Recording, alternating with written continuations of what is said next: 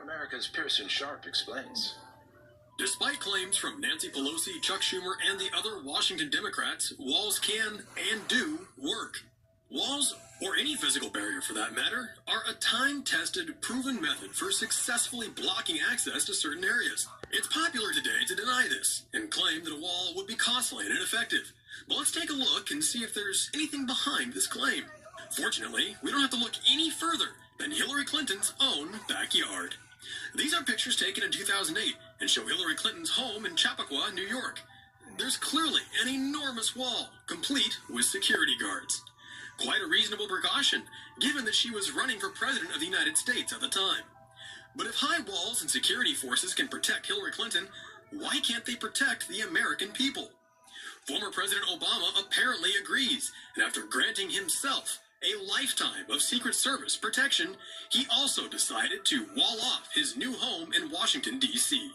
Complete with a side gate and fence, it also features a brick and concrete wall surrounding the backyard, with plans to fence off the front yard as well. These upgrades were suggested as necessary for security by his Secret Service personnel.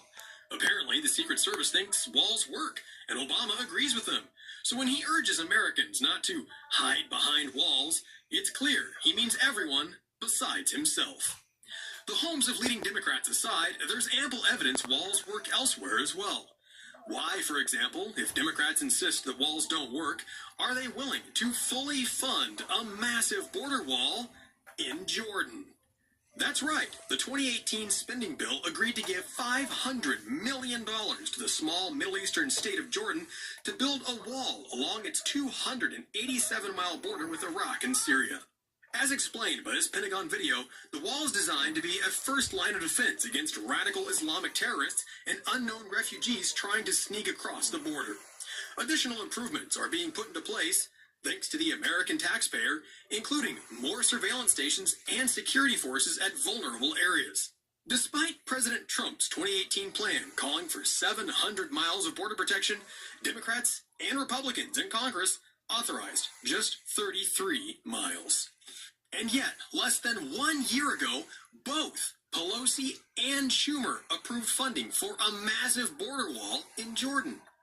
And Jordan isn't alone.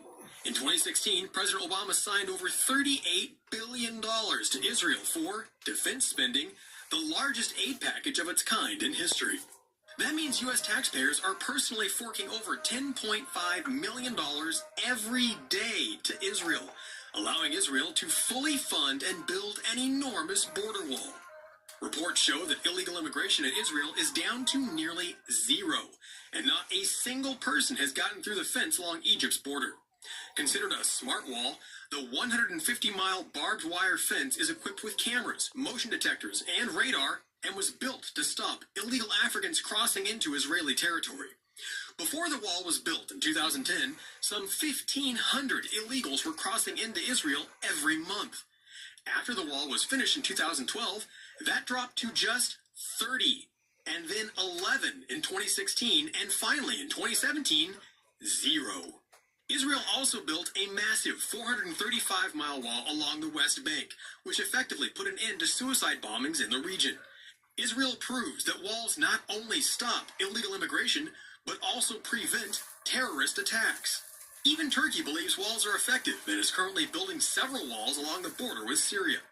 These are aimed at cutting down on illegal crossings from not only refugees, but radical jihadists as well. Another example outside the Middle East is Hungary. The Central European country was a major passageway for illegal migrants trying to cross into Austria and Germany.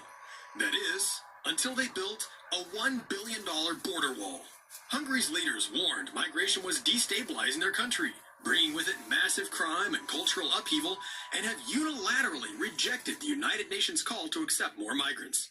As a result of these policies, illegal immigration in Hungary is down by 99.7% since 2015. 99.7%, from 391,000 in 2015 to less than 1,000 last year.